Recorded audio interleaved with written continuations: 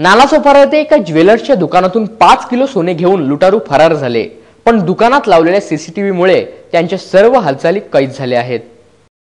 पोलिसांकडून मिळालेल्या माहितीनुसार संजय मनोहरलाल गुंडेचा यांचे नालासोपारा येथील मैत्री कॉम्प्लेक्समध्ये नक्षत्र ज्वेलर्सच्या दुकानात शनिवारी रात्री 8:30च्या सुमारास 5 लुटारूंनी दुकानात घुसून पिस्तूलच्या धाकावर पूर्ण दुकानातील सोन्याचे दागिने व सामान असा 5 किलोचा ऐवज घेऊन ते पसार झाले।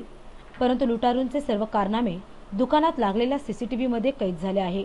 या सीसीटीव्हीच्या फुटेजच्या आधारावर पोलीस पुढचा तपास करीत आहेत। 18:59च्या दरम्यान काही दुकानातून काही कस्टमर बाहेर गेल्यानंतर अचानक 4 ते 5 लोकांनी दुकानात येऊन बंदुकीचा दाग दाखवून इथली ज्वेलरी लुटून नेल्याची घटना घडलेली आहे। सध्या तक्रार देण्याचं काम सुरू आहे आणि सीसीटीव्ही फुटेज प्राप्त झालेले आहेत। त्या अनुषंगाने आम्ही कोमिंग आणि सर्च ऑपरेशन सुरू केलेलं आहे। या संपूर्ण घटनेची सोनार रमेश जैन यांनी विस्तृत माहिती दिली। प्रकार असा झालेला आहे, 7 वाजताच्या दरम्यान 5 लोक आले। एकाचा तोंड उघडला होता आणि 4चे तोंड बांधलेले होते। ते आले आणि धडाधड आतमध्ये घुसले।